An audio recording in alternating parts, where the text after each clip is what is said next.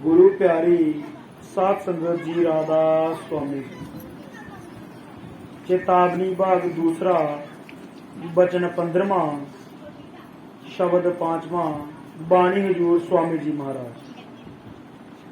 मित्र तेरा कोई नहीं संगियन में, पड़ा क्यों सोवै इन ठगियन में। मित्र तेरा कोई नहीं संगियन में, पड़ा क्यों सोवै इन ठगियन में। ये बानी हजूर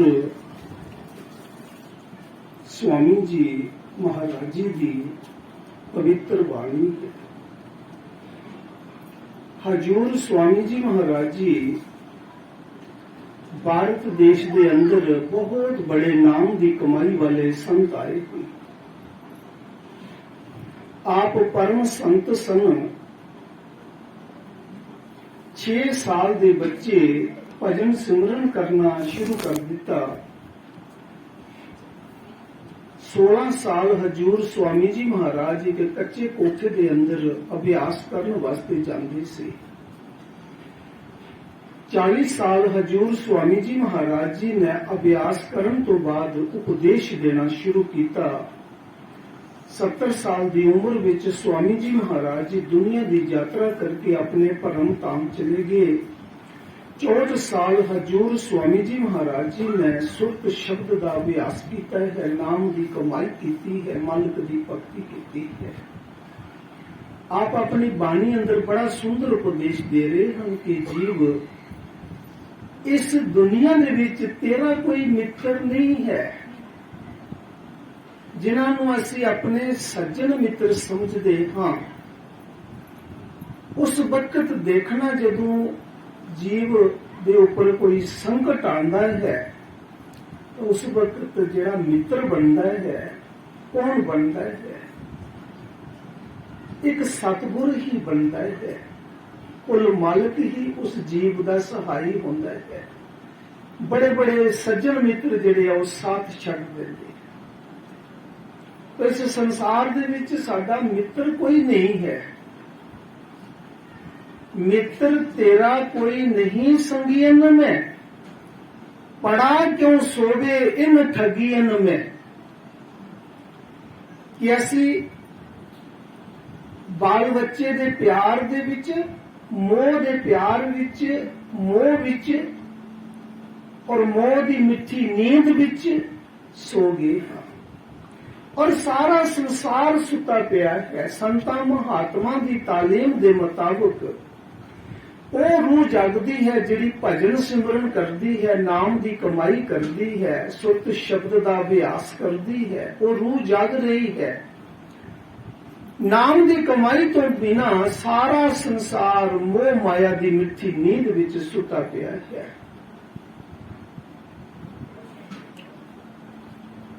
जोगी ने 12 माह लिखे सी। सौन महीने का हवाला दस रहे है। सावन सोच विचार न कीतियां नूं मैं सोई के वक्त गुजार दिता। मोह माया दी फंस के जाल अंदर सच्चे साईं दा नाम विसार दिता। कीते होए इकरार नूं भुल के आके और पसार पसार दिता। उत्तम जन्म मिलिया पादा नाल है सी हीरे जन्म नूं जोगिया हार दिता। ये मानस का चोला मिलिया है। संतां ने इसनूं हीरा किया है।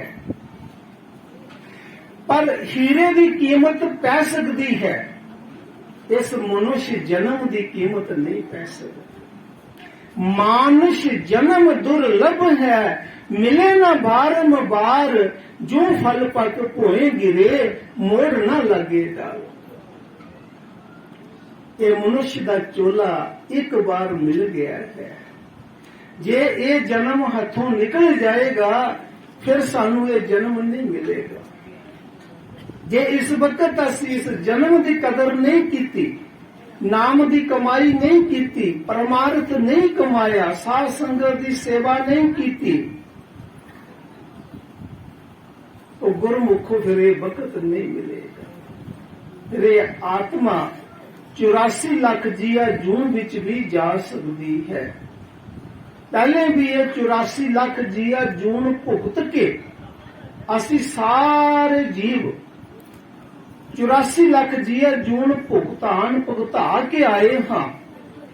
पता नहीं साडे कितने जन्मां दा पुण्य जिहड़ा सी वो इकट्ठा होंदा रहा और फिर मालिक ने सानू अकाल पुरख वाहिगुरु परमात्मा ने मनुष्य का चोला बख्शिया है। पिछले जन्मां दा पुन्नां दे नाल मनुष्य चोला मिलिया है। पर हजूर फरमांदे होंदे सी, हजूर महाराज बाबा सावन सिंह महाराज ये वचन फरमांदे सी, किसी दी लैटरी लाख रुपया निकल गई, उसने जुआ खेल दिता, लैटरी भी निकल गई, जेड़ा पुण्य सी वो भी खत्म हो गया और जेड़ा पैसा सी वो भी खत्म कर दिता। इसी तरह मानुष का चोला सानू मिलिया है। पिछले जन्मां दे उन्हां दे नाल मनुष्य चोला मिलिया है, पर इस जन्म नू पा के असी विषय विकारां, शराबां, कबाबां, निंदा, चुगली, बैर, ईर्ष्या, नफरत दे विच बर्बाद कर रहे हां। ਜਿਹੜੇ ਲੋਕੀ ਕਿਸੇ ਦੀ ਨਿੰਦਾ ਕਰਦੇ ਹਨ, ਇਹ ਗੁਰੂ ਰਵਿਦਾਸ ਮਹਾਰਾਜ ਦੀ ਬਾਣੀ ਦਾ ਉਪਦੇਸ਼ ਮੈਂ ਦੇ ਰਿਹਾ ਹਾਂ। ਸਫਾ ਨੰਬਰ 31 ਗੁਰੂ ਰਵਿਦਾਸ ਦੀ ਬਾਣੀ ਵਿੱਚ ਲਿਖਿਆ ਹੈ, ਗੁਰੂ ਜੀ ਨੇ ਲਿਖਿਆ ਹੈ ਕਿ ਜਿਹੜਾ ਸੰਤਾਂ ਮਹਾਤਮਾ ਦੀ ਨਿੰਦਾ ਕਰਦਾ ਹੈ ਜਾਂ ਕਿਸੇ ਵੀ ਜੀਵ ਦੀ ਨਿੰਦਾ ਕਰਦਾ ਹੈ, 12 ਸ਼ਿਵਲਿੰਗਾਂ ਦੀ ਕੋਈ ਪੂਜਾ ਕਰ ਲਵੇ ਫਿਰ ਵੀ ਨਿੰਦਕ ਬਚ ਨਹੀਂ ਸਕਦਾ। कोई स्त्री सुहाग लगा के 27 स्मृतियां सुन लवे फिर भी वो निंदा करने वाला जीव बच नहीं सकता है।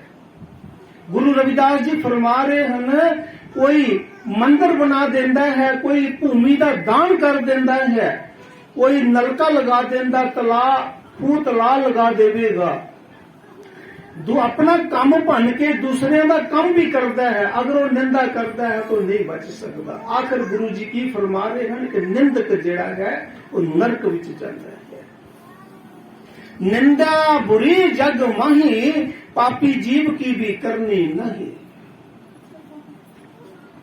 किसी की भी निंदा नहीं करनी।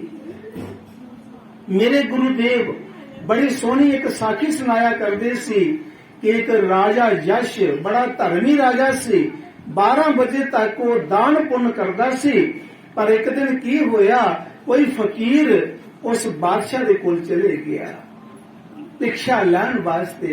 तो बादशाह अपने घोड़ियां दे तवेले दे विच चक्कर लगा रहा सी। फकीर ने जाके सजदा की, तो बादशाही हंकार दे विच आके बादशाही लिद जिहड़ी सी एक बुक लिद लैके फकीर दी झोली विच पा दिती। वो फकीर सी, संत सी, उसने वो लिद लई, आ गया अपनी कुटिया दे बाहर लिद रख दी, आप भजन बैठ गया। संत भजन करता रहा, पर दान दिता बददा है। हुण उसकी लिद जिहड़ी सी वो बदना शुरू हो गई। इतना बड़ा ढेर बन गया कि एक दिन राजा यश जिहड़ा सी वो उस जंगल दे विच शिकार खेलण वास्ते चले गया। फकीर दी कुटिया दे कोल पहुंचिया, देखिया कि ये बादशाही घोड़ियां दी लिद कित्थों आई, ये जंगल ते मेरे राज विच पैंदा है। तो फकीर नूं पूछया कि महाराज ये लिद जिहड़ी है इतना बड़ा ढेर लग गया, ये कित्थों आई? कहने लगे महाराज एक राजा यश है, मैं उसके दरबार विच भिक्षा लैण वास्ते गया सी, कुछ खाण वास्ते मैनू देवे। एक बुक लिद उसने मैनू दे दी, हुण उसका दान बद रहा है, यह ढेर जिहड़ा बन गया है ये उसनू खाने पैना है। बादशाह कहने लगा सच्चे पातशाह वो ते मैं गुनाहगार हाँ, मैनू बख्श लाओ, कोई जुगती दसो। तो फकीर ने कहा कि बादशाह फिर एक जुगती है, जे लोकी तेरी निंदा करन तां ये लिद लोकी खा जाणगे। कहंदा फिर मैं ते मेरे राज दे विच प्रजा बड़ी सुखी है, मेरी निंदा ते कोई करन नहीं लगा। तो फकीरां दे कोल की हुंदा, जुगती हुंदी, और जुगती नाल मुक्ति हुंदी। फकीर ने कहा बादशाह कल एक रथ ते एक पासे अपनी रानी नूं बिठा लई, एक पासे नौजवान लड़की अपने नाल बिठा लई, रंगदार दो बोतलां शरबत दियां ले लई और शराबी बन जाई और बाजार दे विचों लंघी। दुनिया अंधी हुंदी है, दुनिया नूं कोई पता नहीं, लोगों ने तेरी निंदा करना शुरू कर देनी है। जो जो तेरी निंदा होगी तेरी लिद खत्म हो जा शुरू हो जानी है। गर्ज बहुत बड़ी चीज है। बादशाह ने इसे तरह कीता, अपनी रानी नूं रथ दे विच बिठाया, दूसरे पासे एक नौजवान लड़की नूं बिठाया, शराबी बन गया। तो लोकी कहने लगे बादशाह ते बड़ा धर्मी सी, पर अज बादशाह की बुद्धि भ्रष्ट हो गई। देखो इसने नौजवान लड़की नूं बिठाया, रानी नूं बिठाया और शराब दी बोतलां लैके शराबी बन के शराब पी रहा और दुनिया के विचों बाजारां विचों लंघ रहा। जो जो लोकी निंदा करन लगे तो वो जिहड़ी लिद सी वो खत्म होना शुरू हो गई। एक बुक लिद जिहड़ी दिती सी ओह ही रह गई। बादशाह फिर उस फकीर दे कोल गया, कहन लगा महाराज जी एक बुक लिद खत्म क्यों नहीं हुई। तो फकीर ने अंतर ध्यान लगा के देखा, कहन लगे बादशाह तेरे शहर दे अंदर एक फकीर रहंदा है, बड़ा नाम की कमाई वाला फकीर है, मुसलमान फकीर है, दादू साहब जी। दादू साहब ने तेरी निंदा नहीं की, जे वो भी निंदा कर देन एक बुक लिद तेरी खत्म हो जाएगी। दादू साहब जी उन्हां जमानियां दे विच रूह पिंजन दा काम करदे सी।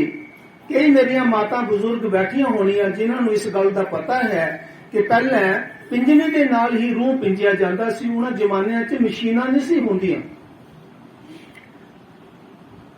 तो बादशाह ने इस्त्री दे कपड़े पहने, झुंड कढ लिया, रजाई चुक लई, जाके दादू साहब महाराज जी दे कोल जाके अपना रूह रखिया। ते जदों महाराज जी उसका रूह पिंजन लगे ते हौली हौली गल छेड़ दी कि महाराज जी साडे बादशाह की कैसी बुद्धि भ्रष्ट हो गई कि कल वो शराबी बन के एक पासे नौजवान लड़की और एक अपनी रानी नूं बिठाया ते ओ बाजार दे विचों लंघ रहे सन। जो जो वो निंदा करन लगा ते उसने वो जिहड़ी पिंजनी सी रूह पिंजन वाली उसनूं जोर दे नाल मारे, उसकी भौं की आवाज आवे पर उसकी गल ना सुने। जदों कोई निंदा करता है सुनने वाला कह देवे कि भाई तेरी निंदा मैं तेरी नहीं सुननी है, गल खत्म हो गई। पर एक निंदा करता दूसरा हाँ जी करी जाता, दोनों नूं पाप बराबर लगता है। दादू साहब जी ने जदों मजबूर किया, 2-3 बार बादशाह ने स्त्री आवाज दे विच बोले कि दादू साहब अंतरजामी फकीर सी, बड़ा नाम की कमाई वाला फकीर सी दादू साहब जी। उन्होंने कहा बादशाह लिद तू दान की है, मैं नहीं की। और लिद तेनू खाने पैनी है, मैं नहीं खानी। दुनिया ते अन्नी है, दुनिया ने तेरी निंदा की और तेरी लिद खा गई है और मैं नहीं खावांगा। चले गया उस फकीर दे कोल, कहन लगा महाराज जी वो तो मैनू जान गए अंतरजामी फकीर सन। कहंदे फिर ये पानी दे विच 2-3 बार धो लै लिद नूं, फिर इसके जेडे कख कान बच जाणगे उसनूं कुट लई, कुट के खाने विच चूर्ण की तरह मिला लई और खा लई, क्योंकि तू कर्म किया है तेनू भुगतान भुगताने पैना है। तां गोस्वामी तुलसीदास महाराज ने बाणी विच फरमाया है, कर्म प्रदान विश्व रच राखा, जो यशकीन तास फल चखा। जो असी कर्म करते हाँ वो सानू कर्म भुगताना पवेगा। और कर्मां दे आधार ते सारी सृष्टि चल रही है। कर्मां दे हिसाब नाल कोई सुखी है, कर्मां दे हिसाब नाल कोई दुखी है, कर्मां दे हिसाब नाल कोई अफसर है, कोई मिनिस्टर है, कर्मां दे हिसाब नाल कोई शाहूकार है, कोई गरीब है, कोई अमीर है। ये कर्मां दे आधार ते सृष्टि चल रही है। कर्म जो जो करेगा तू वही फिर भोगना वर्ण। स्वामी जी महाराज अपनी बाणी च फरमा रहे हैं, जीव सोच के कर्म करो। तो स्वामी जी महाराज अज दे सत्संग विच फरमा रहे हैं, जीव तेरा दुनिया दे विच किसे ना मित्र नहीं बनना है। इस वास्ते अच्छे कर्म करने हैं, नाम की कमाई करनी है, सारियां दे नाल मीठा बोलना है, सारियां दा भला मंगना है, सबकी सुख पहुंचा। ऐसा परोपकारी जीवन होना चाहिए जी। मित्र तेरा कोई नहीं संगियन में, पड़ा क्यों सोवे इन ठगियन में। चेत कर प्रीत करो सत्संग में, गुरु फिर रंग दे नाम रंग में। गुरु साहब जी बड़े प्यार दे नाल समझा रहे हैं कि सत्संग दे विच आके बैठो, लख काम का त्याग कर दियो, सत्संग विच आके बैठो। ये सत्संग वो सरोवर है जिस सरोवर दे विच काग रूपी जीव आंदा है, हंस रूपी बन के जांदा है। भाव मनमुख जीव आंदा है और इस सत्संग सरोवर दे विचों वो गुरमुख होके जाता है। संतां महात्मा दे वचन जिहड़े हुंदे है ये हीरे जवाहरातां तो भी कीमती हुंदे है, और हंस जिहड़ा हुंदा है वो मोती चुनदा है। हंस विच की पावर हुंदी कि दुध और पानी इकट्ठा मिला के हंस दे अगे रख दिओ, वो छांट के दुध पी लवेगा, पानी नूं छांट देवेगा। जदों जीव संतां दी संगत करके गुरमुख बन जाता है, रहिंदा इस दुनिया विच ही है, पर कमल दे फुल दी तरह रहिंदा है। जिस तरह मुरकाबी जिहड़ी हुंदी है जल दे विच रहिंदी है, जल विचों खांदी है, पर जदों उड़दी है तो खुश्क परां दे नाल उड़ जाती है जी। चेत कर प्रीत करो सत्संग में, गुरु फिर रंग दे नाम रंग में। धन संपत तेरे काम ना आवे, छोड़ चलो जे छिन में। गुरु साहब जी बड़े प्यार दे नाल समझा रहे हैं कि धन संपत्ति जिहड़ी है ये भी तेरे काम नहीं आवेगी। जदों अंत समा आना है सब कुछ इत्थे रह जाना है। औरों पातशाह जिहड़ा सी बड़ा अमीर पातशाह सी और दुनिया दी दौलत लुट के उसने अपने अगे बहुत बड़ा ढेर लगा दिता सी। जदों सारी दुनिया दी दौलत इकट्ठी कर ली तो एक हुक्म कढ़िया कि जिसदे कोल 1 रुपया होवेगा उसनूं फांसी दी जाएगी। तो दुनिया ने डरदियां अपनी माया सारी बादशाह दे अगे ढेरी कर दी। फिर औरों पातशाह ने एक हुक्म होर कढ़िया कि जिहड़ा 1 रुपया मैनूं देवेगा उसदे नाल मैं अपनी लड़की की शादी कर दियांगा। एक गरीब बच्चा सी अपनी मां नूं कहण लगा, माता अज 1 रुपया मैनूं मिल जाए तो बादशाह की लड़की नाल मेरी शादी हो सकती है। तो माता कहन लगी कि माया ते सारी दे दी है बादशाह नूं। हाँ, जदों तेरा पिता मरिया सी उसदे मुंह दे विच 1 रुपया रखिया सी, जा अपने पिता की कबर फोल लै, रुपया कढ के बादशाह नूं दे दे। लड़का चले गया, उसने अपने पिता की कबर फोली, उसदे मुंह विचों रुपया कढ के कौरव पातशाह दे अगे रख दिता। कौरव पातशाह ने कहा, भाई ये दस ये रुपया कित्थों आया? मैं ते हुक्म कढ़िया सी कि जिहड़ा 1 रुपया देवेगा उसनूं मैं फांसी देवांगा। कहंदे मेरी मां ने कहा सी महाराज जी मेरे पिता जदों मरे सी उसदे मुंह विच रुपया रखिया सी। अच्छा, तो फिर मेरे राज दे विच बहुत कबरां हन। एहलकारां नूं हुक्म दे दिता कि जितनियां भी कबरां हन सब फोल के उन्हां दे मुंह विचों रुपये कढ के मेरे अगे ढेरी लगा दिओ। प्रजा बड़ी दुखी हो गई। संत आगे, महापुरुष आगे, तो सारी प्रजा हाथ जोड़ के संतां दे अगे बेनती करदी है, हे सतगुरु साडे बादशाह नूं कोई ज्ञान विवेक दिओ, बड़ा दुखी कर दिता है। संत कौरव पातशाह दे दरबार विच चले गए। कौरव पातशाह जिहड़ा सी वो संतां महापुरुषां दी बड़ी कदर करदा सी। तख्त तो उठ के संतां नूं प्रणाम करके सलाम करके कहने लगा, महापुरुषों कोई सेवा बख्शो। तो संतां ने कहा, बादशाह ये एक सूई है मेरे कोल, ये तुसी रख लाओ ते दरगाह विच जाके तेरे कोलों मैं ये अपनी मानत ले लवांगा। तो बादशाह ने सूई रख ली। फकीर सूई दे के चले गए। फकीरां नूं पता सी जिस तरह असी दुध काढ़दे हां, दुध काढ़ के जगेर नूं लगा देंदे हां तो सुबह दुध जम जाता है। इसे तरह संत जगेर नूं लगा के चले गए। संतां नूं पता सी कि कौरव पातशाह हुण सो नहीं सकदा। जदों रात पई तो कौरव पातशाह ने सोचा कि सूई दरगाह विच जा नहीं सकती और मैं संतां दे नाल वचन कर दिता। 2-3 दिन सोचदा रहा, रात नूं सो नहीं सकिया। 3-4 दिन के बाद फकीर फिर बादशाह दे कोल चले गए।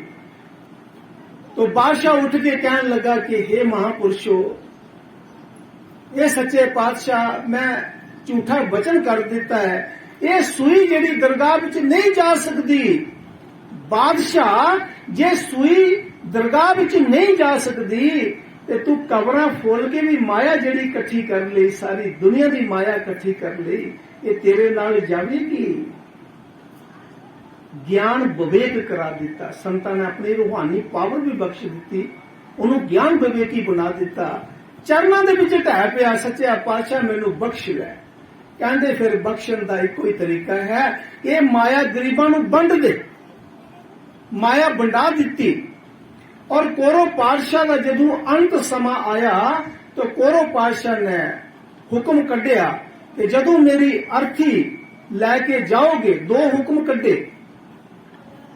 एक मेरे हाथ जेड़े है अर्थी तो बाहर कढ़ देने खाली हाथ, ताकि मेरे जीवन तो दुनिया सबक लैवे कि कौरव पातशाह इतना अमीर बादशाह जी आज खाली हाथ जा रहे हैं। और दूसरा हुक्म कढ़िया कि जेड़े हकीम लोग दुनिया का इलाज करते हैं ये मेरी अर्थी उठाणगे।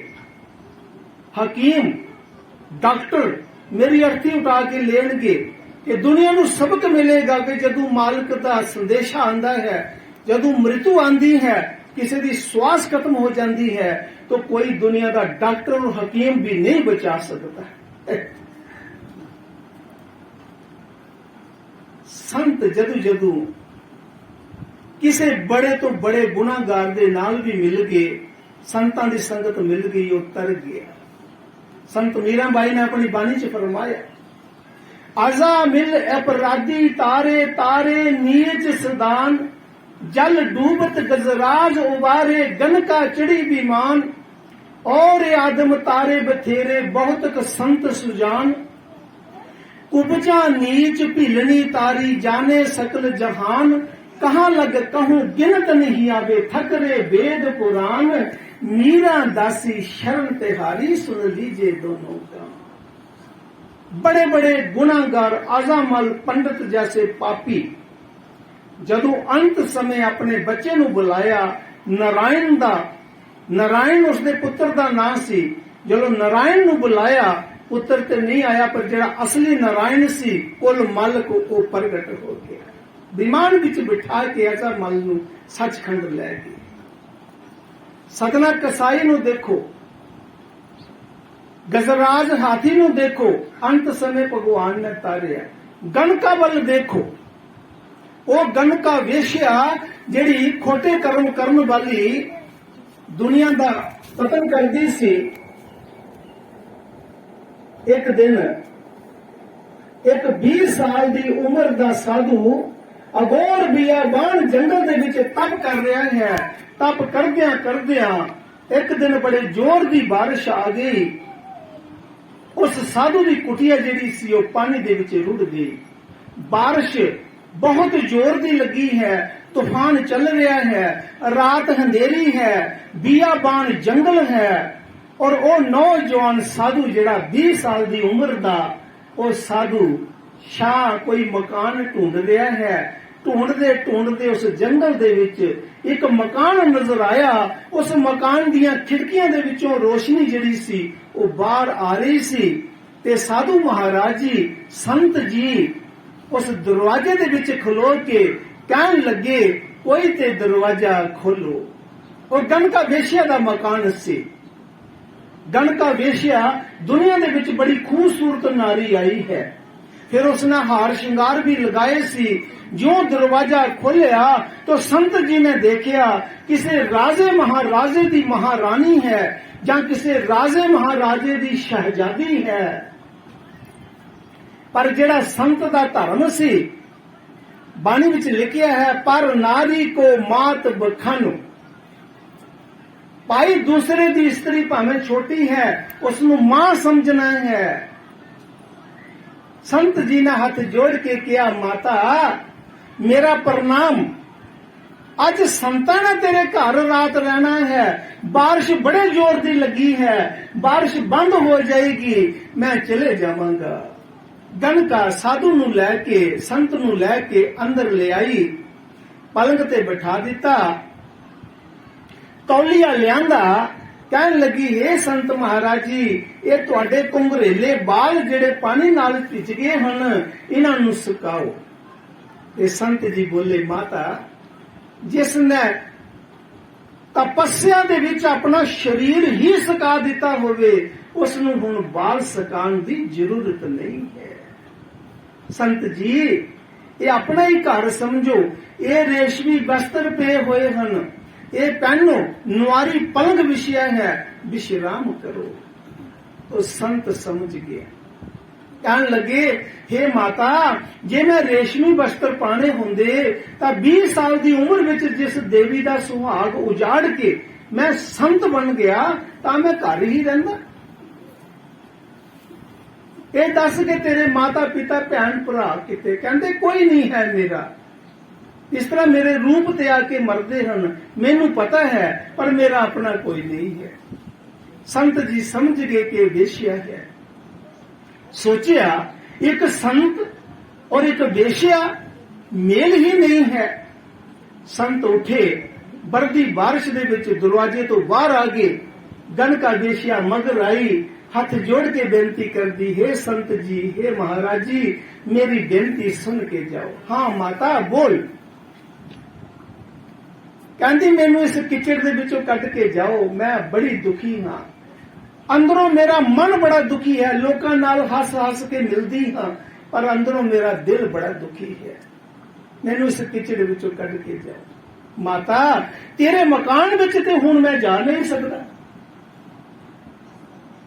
पर ये मेरे कोल एक तोता है, ये तोता ले ले, जो बाणी तोता बोलेगा तो भी मगर मगरों बानी बोली तेरा उधार हो जाएगा। संत तोता दे के बरदी बारिश के विच बियाबान जंगल अंधेरी रात विच संत चले गए, जंगल दी तरफ चले गए। हुण वो तोता जिहड़ा सी एक संत दा तोता सी, साधारण तोता नहीं सी। संत जदों सुबह 4 बजदे सन तो राम नाम दा सिमरन करदे सी, तो तोता भी 4 बजे राम राम राम राम दा सिमरन करना शुरू कर दिता। तोते दी बाणी सुनी गणका वेश्या ने, और तोते दे नाल नाल राम राम राम दा सिमरन करना शुरू कर दिता। सिमरन करदियां करदियां करदियां करदियां एक दिन गणका दा ओ समय आ गया जेड़ा साडे सारियां दे उपर आखिरी वक्त एक दिन आना है। गणका दे कोल कोई नहीं है, एक तोता पंछी है। तोते पंछी नूं कहंदी है, हे तोता पंछी, जे मेरे गुरुदेव तेनू मिलणगे जिन्हां दे नाल मेरी 10 मिनट ही मुलाकात हुई।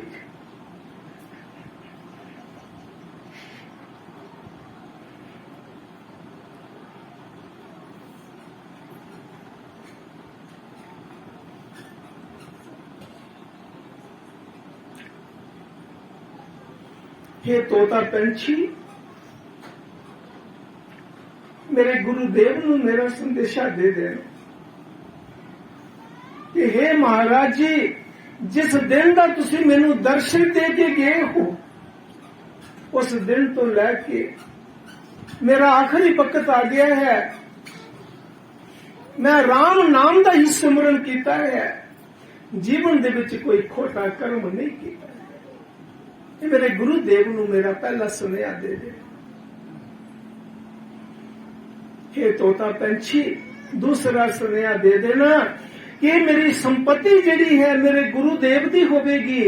और तीसरा संदेशा दे देना, हे गुरुदेव, सचखंड दे विचों विमान आ गया है गणका नू लैण वास्ते।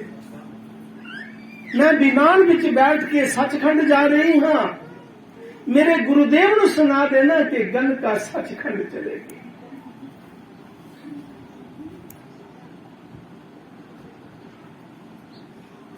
गणका दी 10 मिनट मुलाकात हुई गुरु दे नाल। गणका कर गई। संत मीराबाई ने अपनी बाणी च फरमाया, आजा मल्ले पराती तारे तारे नीच सदान, जल डूबत गजराज उबारे, गणका चढ़ी विमान। ओ गणका खोटे कर्म करने वाली, विमान आ गया सचखंड विचों, विमान ते बैठ के सचखंड चले गई। गुरमुखो, सारे ने अपना अपना हिसाब लाना है कि अपने जीवन दे विच किन्ने संतां दा सत्संग सुन लिया, किन्ने गुरुओं दे दर्शन कर ले, फिर असी मुक्त क्यों नहीं हो रहे? असी क्यों नहीं गुरमुख बन रहे? असी क्यों नहीं सत्संगी बन रहे? अगर सत्संगी बन जावांगे जिस दिन, तो उस दिन दुनिया दे विचों मुक्त हो जावांगे, असी भी सचखंड चले जावांगे। अजे सत्संगी बने नहीं हां। सत्संगी किसनू कहंदे हैं? सत दा संग। जिस दिन साडा सत दा संग हो गया तो दुनिया विचों तो मुक्त होगी, फिर ते अपने मालिक दे घर चले जावांगे। असी सत्संग जरूर सुनते हां, बड़े बड़े गुरुआं दे सुनते हां, पर कबीर साहब ने बाणी च फरमाया, इधरों सुनते हैं इधरों कट देते हैं, अमल नहीं है, फिर कोई लाभ नहीं होगा। मैं ब्यास गद्दी ते बैठा, मैं जो वचन फरमा रहा सच कह रहा कि अगर अज दे सत्संग विच ही समझ लग गई है, पिछला जीवन ते गुआ दिता, पर अज दे जीवन विच अज ही समझ लग गई है, तो अज तो ही इस सत्संग दे विच प्रण पाओ। ये सतगुरु, अज तो अपने जीवन विच मैं खोटा कर्म नहीं करांगा।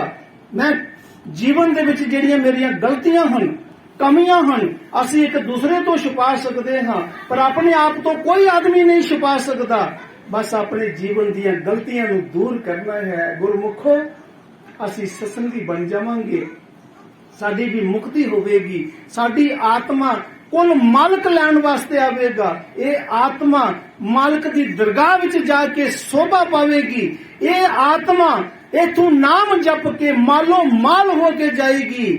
बिना नाम दे, चाहे कोई बादशाह है, सेठ है, शाहूकार है, गरीब है, ये आत्मा कंगाल है। किस दिन मालो माल होनी है? जिस दिन ये नाम जप के दरगाह विच जाएगी, मालो माल होके जाएगी। और मालिक इस आत्मा नूं अपनी दरगाह दे नाल, अपने गल दे नाल ला लवेगा, इस आत्मा नूं लावेगा।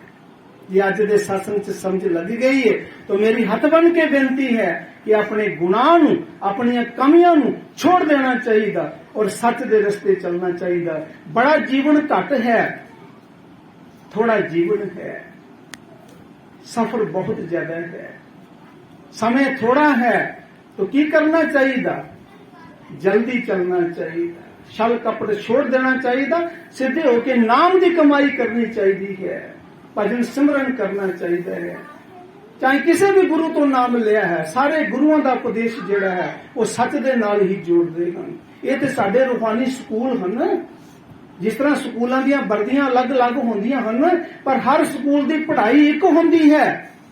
ਇਸ ਤਰ੍ਹਾਂ ਦੁਨੀਆ ਦੇ ਵਿੱਚ ਜਿਤਨੇ ਵੀ ਸੰਤ ਮਹਾਂਪੁਰਸ਼ ਆਏ ਹਨ, ਜਿਤਨੇ ਵੀ ਧਰਮ ਹਨ, ਸੰਸਥਾ ਹਨ, ਇਹ ਰੂਹਾਨੀ ਸਕੂਲ ਹਨ। ਪੜ੍ਹਾਈ ਸਾਰਿਆਂ ਦੀ ਇੱਕ ਹੈ। ਏਕ ਪਿਤਾ ਏਕ ਸਕੇ ਹਮ ਬਾਲਕ, अब्बल अल्लाह नूर अपाया, कुदरत के सब बंदे, एक नूर से सब जग उपजिया, कौन भले कौन मंदे। सारा संसार एक राम दे बच्चे हाँ, एक मां दी गोद विच बैठे हाँ। ये धरती माता है तो प्यार दे नाल रहना है जी। धन संपत तेरे काम ना आवे, छोड़ चलो जे शिन में, आगे रहन अंधेरी बारी, काज करो कुछ दिन में। गुरु साहब जी बड़े प्यार दे नाल समझा रहे हैं, अगे मौत दी अंधेरी रात आ जाएगी, फिर कुछ नहीं कर पावांगे। ये मनुष्य जन्म का दिन मिलिया है, इस वक्त नाम की कमाई कर लो जी। आगे रहन अंधेरी बारी, काज करो कुछ दिन में, जे बेही फिर हाथ ना आवे, फिरो 84 वन में। गुरु साहब बड़े प्यार दे नाल समझा रहे हैं कि मनुष्य जन्म एक बार हथों निकल गया तो जीव 84 लाख जिया जून विच चले जाता है। 84 लाख जिया जून बहुत लंबी है। 30 लाख किस्म के दरख्त हैं, 27 लाख किस्म के कीड़े पतंगे हैं, 14 लाख किस्म के उड़न वाले पंछी हैं, 9 लाख किस्म के जल के जीव हैं, 4 लाख किस्म के भूत प्रेत देवी देवता गंधर्व इंसान आते हैं। इस दियां 4 खाना हैं, अंडत जेरज उत्पत सेजत। जीव फिर खाना विच चले जाता। फिर इसकी ये मनुष्य जन्म नहीं मिलेगा, हुण मिलिया है, कदर कर लो जी। जे बेही फिर हाथ ना आवे, फिरो 84 वन में, गुरु सेवा कर गुरु रिजाओ, आओ तुम इस डंग में। गुरु साहब जी बड़े प्यार दे नाल समझा रहे हैं, गुरु सेवा कर गुरु रिजाओ। गुरु की की सेवा है? गुरु लोग ये तो नहीं कहते कि तुम सानू मत्था टेकी जाओ या साडे पैर दबाओ, लत्तां दबाओ। गुरु लोग तो अपने शरीर नूं हथ तक नहीं लाण देंदे, क्योंकि उन्हां दी बंदगी जांदी है, तप जांदा है। कोई भी बच्चा किसी नूं मत्था टेकदा है, असीं जदों आशीर्वाद दिंदे हां, जिहड़ा साडा दान पुण्य कीता हुंदा, बंदगी कीती हुंदी, उस दीयां रिश्वां निकलदियां हन। संतां महापुरुष जदों संतां जीवां दे दया करदे हन, उन्हां दे शरीर दे विचों, उन्हां दे आशीर्वाद विचों उन्हां दी बंदगी दीयां रिश्वां जांदियां हन। पर फिर भी संत महापुरुष जीवां ते दया करन वास्ते ही आंदे हन, क्योंकि उन्हां दा जीवन जिहड़ा वो परोपकारी हुंदा है। वृक्ष कभी ना फल बारखे, नदी ना संचय नीर, परमार्थ के कारण ये साधु धरा शरीर। संतां दा शरीर जिहड़ा है लोकां दी सेवा वास्ते ही हुंदा है। दरख्त खड़ा है, देखो थल्ले जीव बैठे हैं, ठंडी छाल है, दे रहा है, तो आप ऊपर ला रहा है। इन्हां नूं जदों फल लगना है तो दरख्त आप नहीं खांदा, लोकां नूं दिंदा है। दरख्त दीयां टहनियां लकड़ियां लोकां दे काम आंदियां हन। इस तरह संतां महापुरुषां दा परोपकारी जीवन हुंदा है, वो दया ही करदे हन सब ते जी। गुरु सेवा कर गुरु रिजाओ, आओ तुम इस डंग में, गुरु बिन तेरा और ना कोई, दार बचन जहे मन में। गुरु साहब बड़े प्यार दे नाल समझा रहे हैं, जीव अपने मन विच विचार करके देख कि साडा सच्चा सक्का मित्र कौन है, साडा सज्जन कौन है। जदों अंत समा आंदा है, परिवार कोल बैठा हुंदा, रिश्तेदार नाते कोल बैठे हुंदे है, उस वक्त गुरु हाथ फड़ लैंदा है। इस आत्मा नूं गुरु नहीं छोड़दा है। गुरु नूं लाज हुंदी है, गुरु ने नाम दिता हुंदा है। राजा जनक जी दा एक जीव नरक विच चलिया गया सी गलती दे नाल। तो राजा जनक जी जदों रूहानी मंजिलां दी चढ़ाई कर रहे सी, सचखंड जा रहे सी, तो देखिया नरक दे विच जदों झांकी मारी तो एक जीव उन्हां दा चले गया सी जिन्हों नाम दिता सी। तो गुरु नूं नरक विच जाना पिया एक रूह नूं छडाउण वास्ते। नरक ठंडा हो गया सारा। एहलकार जाके धर्मराज नूं कहंदे हन सजा ही सारी खत्म हो गई। उथे ते राजा जनक जी आए हन। राजा जनक जी बहुत बड़े संत सन। जब उन्होंने शरीर की हवा लगी तो नरक ठंडा हो गया। धर्मराज जी आप उठ के आए, हाथ जोड़ के कहते महाराज जी तुसी ते साडा कारोबार ही बंद कर दिता। कहने लगे मेरा एक जीव आया है, मैं अपनी रूह नूं छुड़ाउण वास्ते आया हां, ले जाओ अपनी रूह महाराज, बाकी सजा चालू कर दिओ। हुण ओह जिहड़ियां नरक विच रूहां सड़ रही सी, उन्होंने राजे जनक का दर्शन कर लिया सी। ध्यान देना, जेड़ा कोई संत का एक बार दर्शन कर लेंदा है, जां संत की दृष्टि जिस जीव ते पै जांदी है, वो जीव संतां दा हो जाता है। गुरमुखो वो जीव नरकां विच नहीं जा सकता। चाहे कोई शराबी है, कबाबी है, गुनाहगार है, बेश्या है, पर जिस दे उपर संत की दृष्टि पै गई, संत का दर्शन कर लिया, वो रूह जिहड़ी है नरक च नहीं जा सकती। क्योंकि संत विच एक कला है। जिस तरह धोबी दे विच एक कला है, उसदे कोल शराबी का कपड़ा आ जाएगा, कबाबी का कपड़ा आ जाएगा, कसाई का कपड़ा आ जाएगा, हलवाई का कपड़ा आ जाएगा, पंडित का कपड़ा आ जाएगा। तो धोबी के अंदर एक कला है कि उस कपड़े नूं चिटियाई कर देवेगा, उसकी मैल नूं साफ कर देवेगा। इस तरह जिहड़ा पूरा गुरु है, जिस दे उपर सतपुरुष की पूरी कृपा चल रही है, जदों वो जीव नूं देखदा है, उन्होंने पता है कि इस जीव नूं मैं पवित्र कर लेना है, और संतां दी दृष्टि नाल, संतां दे दर्शनां दे नाल आत्मा जिहड़ी है पवित्र होंदी है। तां लोकी संतां दा दर्शन करन वास्ते आंदे हन, तां संतां महात्मा दी लोकी संगत करदे हन, तां संतां महात्मा नूं लोकी अपने घर बुलाउंदे हन। महाराज जी साडे बच्चे ते हाथ ही रख दिओ, इधर दृष्टि ही पा दिओ, क्योंकि नाम जप जप के उन्हां दे हत्थां दे विच अमृत आ गया है, उन्हां दी दृष्टि विच अमृत आ गया है, उन्हां विच रूहानी पावर होंदी है। हुण राजा जनक जी दा उन्हां नरक विच जिहड़ियां रूहां सड़ रही सी, उन्होंने राजा जनक जी का जदों दर्शन कर लिया, उन्होंने कर्म बन गया। फिर संत जी ने भी ते रहमत दी दृष्टि पा दी। कहन लगे महाराज जी, और रूहां कहन लगियां महाराज जी सानू भी छड़ा लो। संत दयावान होंदे हन, कहंदे धर्मराज जी सच दा कंडा ला लो।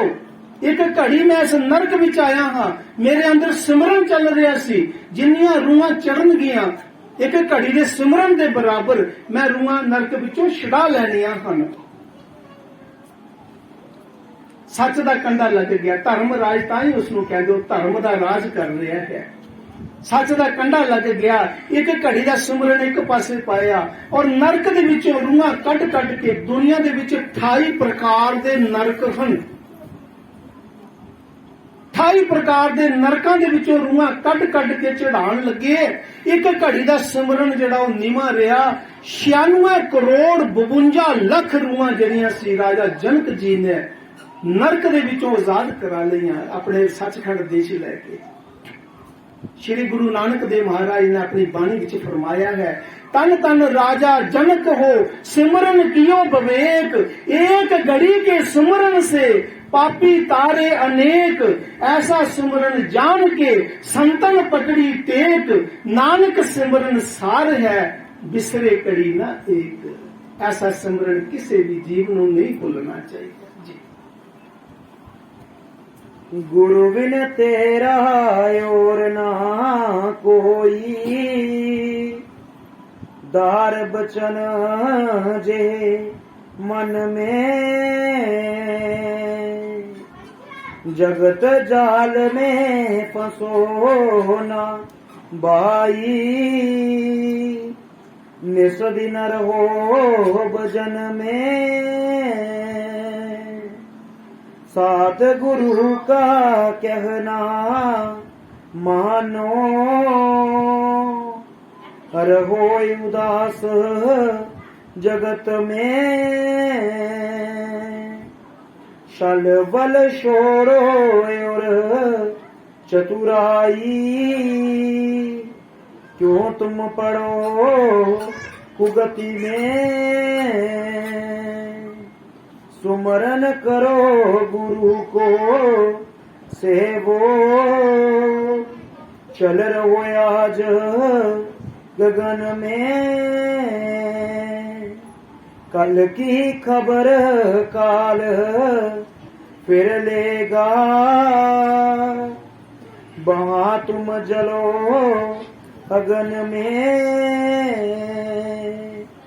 अब ही समझ देर मत करियो,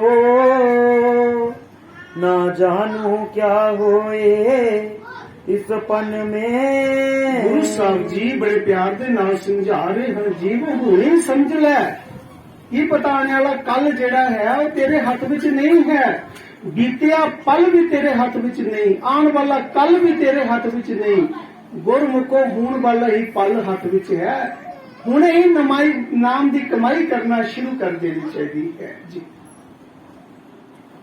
अब ही समझ देर मत करियो, ना जानू क्या होए इस पन में, जो समझाए कह राधा स्वामी, मानो एक बचन में। गुरु साहब जी शब्द समाप्त करते हुए बड़े प्यार के नाल फरमा रहे हैं कि सतगुरां दा एक वचन मन लाओ, एक वचन ही जीव की जिंदगी बदलता है। तो अज दा सत्संग जिहड़ा है ये मगलूर ग्राम, जो समझाए कह राधा स्वामी, मानो एक वचन में। राधा स्वामी जी।